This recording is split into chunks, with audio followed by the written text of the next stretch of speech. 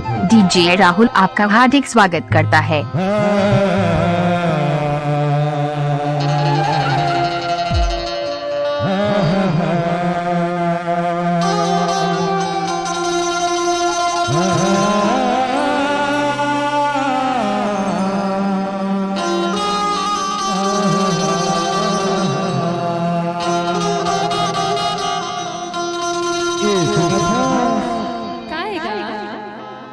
अब्बर दी मत तो से बोला भेंट हो या अच्छा जाथस बता ते भारी स्मार्ट लगत हसिया ऐसे का नहीं जानता होगा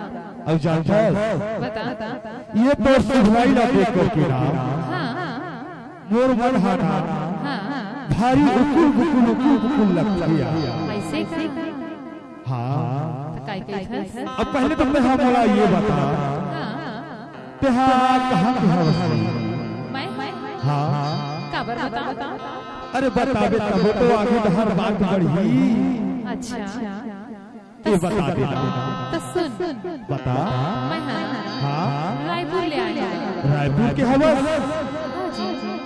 और जानता समय हम कहाँ के हो मैं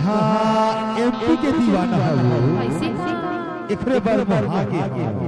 अच्छा तो जानता का हो काय काय है रायपुर वाली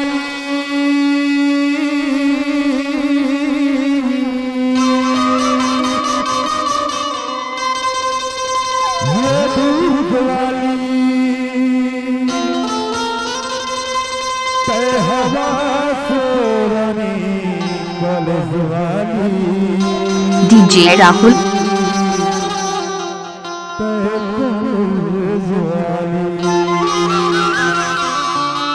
अच्छा काय काय है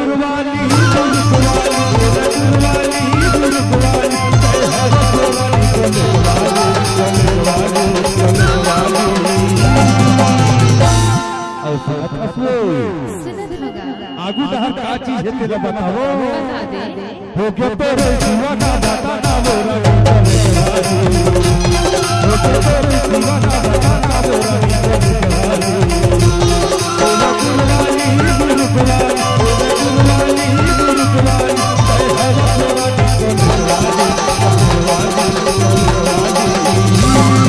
आइए फिर बात बताओ का हो दिल से तेरे प्यार का पैगाम लिख दूं दिल से तेरे प्यार का पैगाम लिख दूं आजा जिंदगी में तेरे नाम लिख दूं एक बार तो कथा मर जा कह देना हो गया तेरे दीवाना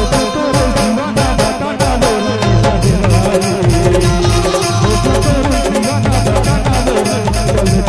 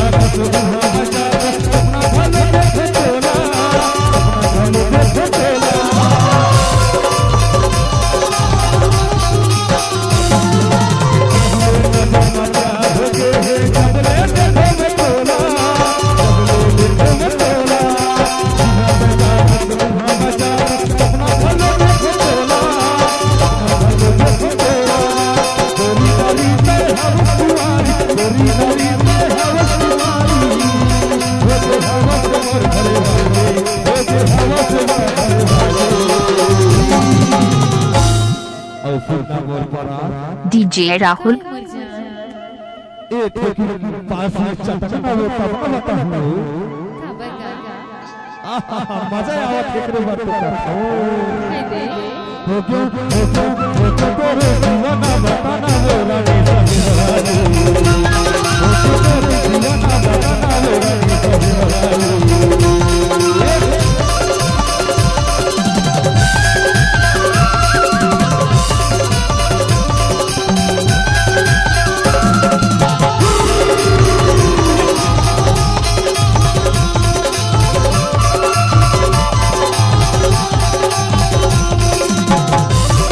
डीजे राहुल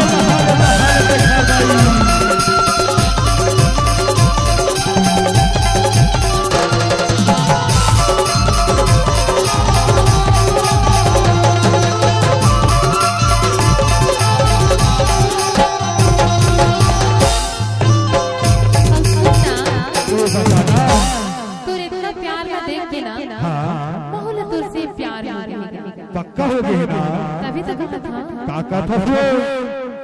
माया के चक्कर मामा लाला जावे मुरली दुरियाना जावे मुरली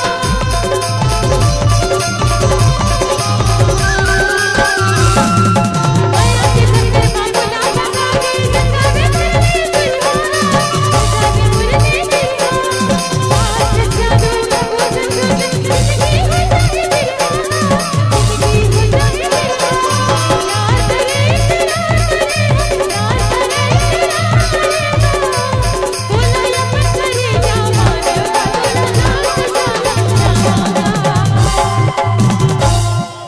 इखरे बार को कहा था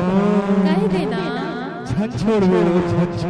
नहीं छोड़ा बता देना तो कसम से मैं हम मर जाऊं और पराया मेरे बार नहीं धागा बता दे बचा ले देना बचा लगा इखरे बार को कहा था कह देना हो गयो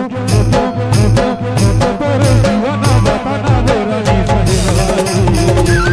हो तोरे दीवाना बताना वो रानी सहिवाली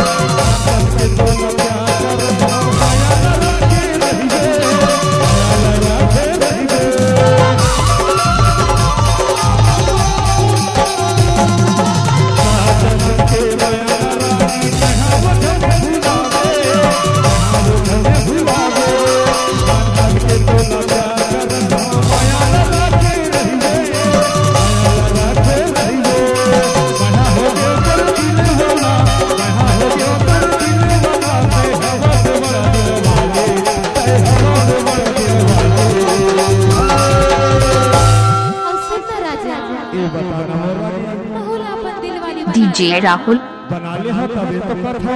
काय काय हो गयो तोरे दीवाना बताना वो रानी सहिवाली